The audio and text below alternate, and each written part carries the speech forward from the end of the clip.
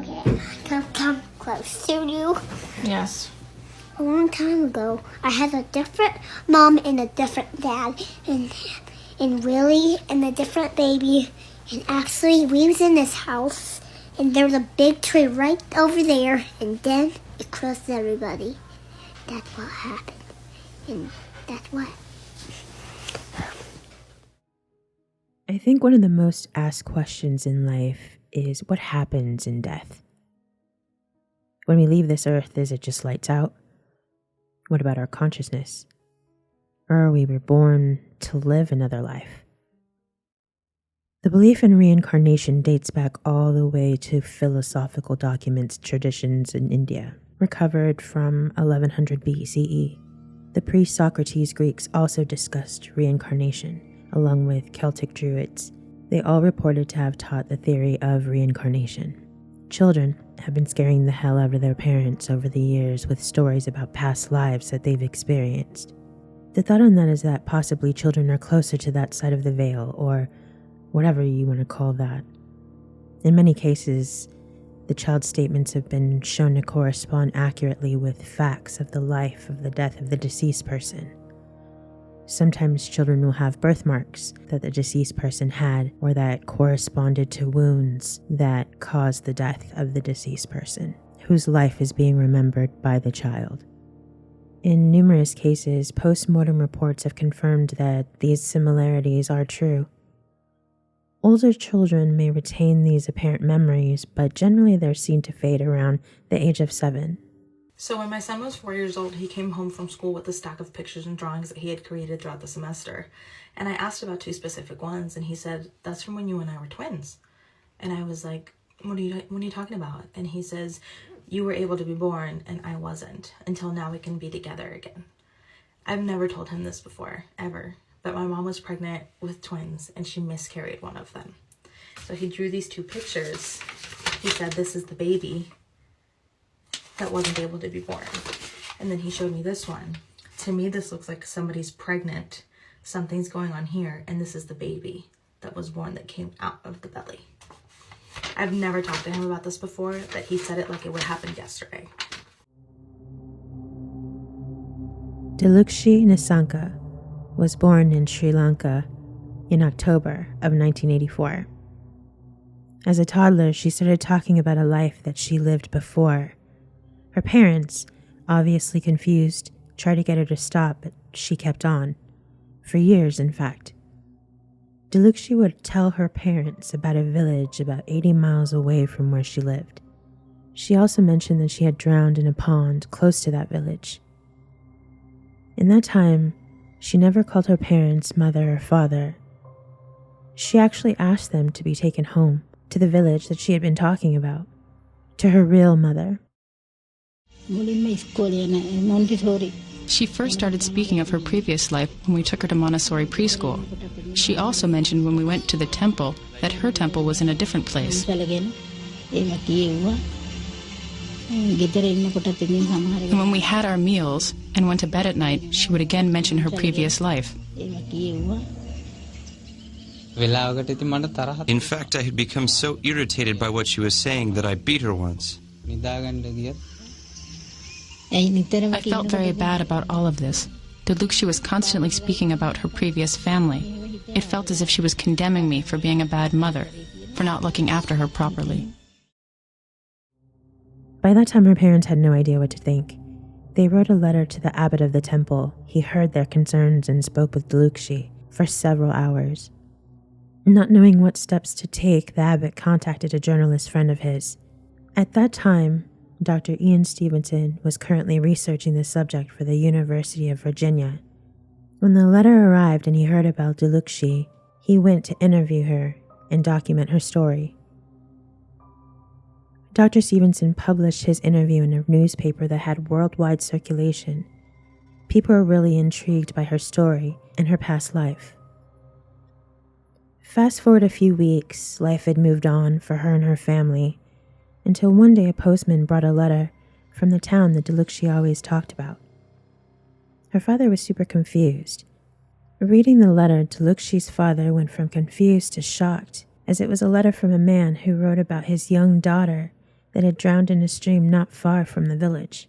He continued to basically mirror the things that Deluxi had mentioned. I probably should have mentioned this before, but Deluxi's family was not for this sort of thing, the talk of the past lives. But once the letter arrived, that seemed to convince the family that something was happening. They decided to take her to the village where she claimed to have lived in this past life. When they got there, Deluxi began to point out landmarks and places that she had been. She directed them to the house she shared with her former family. She recognized everyone in the house and mentioned that she finally felt at home.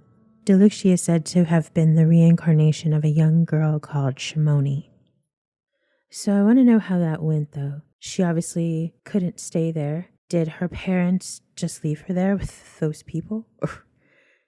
Or did she have to go home with these people that she didn't feel like were her parents? Like, that's just an awkward situation, I think.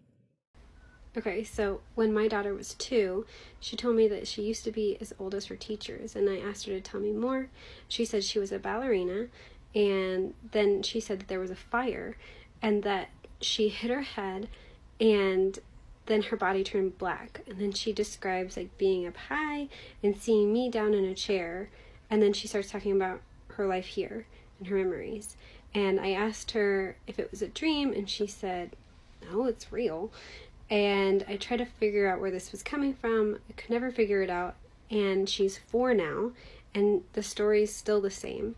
And apparently there were a lot of ballerinas who died this way because their costumes were really flammable when they would use the gas lighting on stage.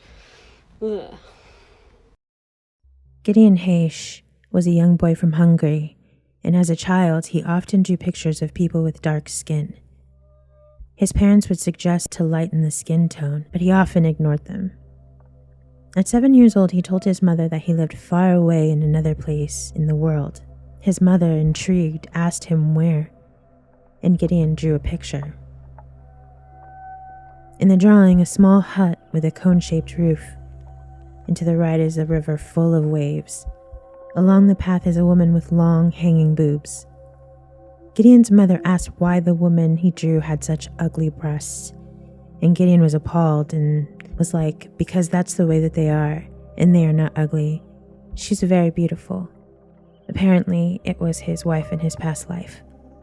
Always with an affinity for Africa, Gideon would tell stories and drawings, usually about a primitive way of life. He would often speak of a monster in the river that ate people's legs off, which we'll assume was a crocodile.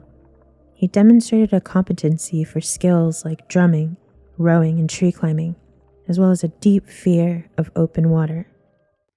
So when my son was little, he would tell us about his other family and his other mom. And I just thought it was something he saw on TV, like maybe it was from watching Axel on YouTube or something. So then the other day, since he has such a crazy memory, I was like, do you remember when you used to talk about your other family?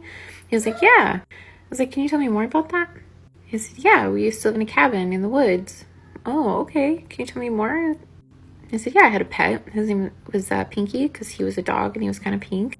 And my daughter was like, oh yeah, that was your sister. And he was like, she wasn't my sister. She wasn't there. And then he told me how he was a firefighter and he lived in New York and it was like the 1940s.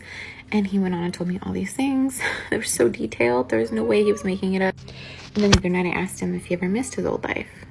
He said, no. And I said, well, did you know me in your old life? He said, yeah, you were my kid's babysitter. So I was flying to Portugal, and it was the first time my son had been on a plane. He was only 3. And he looks out the window and he goes, Mummy, what's that down there? And I said, oh, that's the ocean. And he says, oh, yeah, the ocean. Like the time that I had to save my grandma. And I said, you have to save your grandma in the ocean? And he said, yeah. He said, not now, when I used to be a man. And that's how I died. He said, saving my grandma in the ocean. So I said, you used to be a man? I said, and what was your name? Rather than shut him down. And he was like, my name was Xander. My name was Xander when I used to be a man, which is his name now. But the really weird part of it is, double whammy, before I even knew I was pregnant with him, I woke up with the name Xander in my head and I heard somebody saying it to me like this, Xander, Xander, Xander. And I was so perplexed. I wrote it in my notes on my phone. I later found out I was pregnant and that I was having a boy. And I was like, that must be his name. Crazy. So what does that mean? Do we actually go to another life after we die? It's all in a matter of what you believe, right? I think a lot about our consciousness as a whole. What makes us us, you know? When I was a child, I used to feel like my parents weren't my parents. It was really weird. It wasn't a bad feeling by any means. It was just like they weren't mine. It faded over time, obviously. They're very much my parents. I think I can only speak for myself, really, my thoughts on the whole afterlife and reincarnation. As someone who's had their first existential crisis at like 4, when I realized we all die, I had a pretty healthy fear of death, laying in bed at night thinking about just the craziest shit. The belief that we get to do it again in sort of another way is refreshing, unless I come back as a slug or something. What do you think? Do you think that when we leave this world, we get to choose another path in another life? If you could choose your path to live another life after you die, what would you choose? I'd love to talk about that in the comments. That is so interesting to me. I'm going to wrap this up here for now. Thank you so much for watching. I love you guys so much. I'm Crystal. This is Getting Spooky, and I'm out.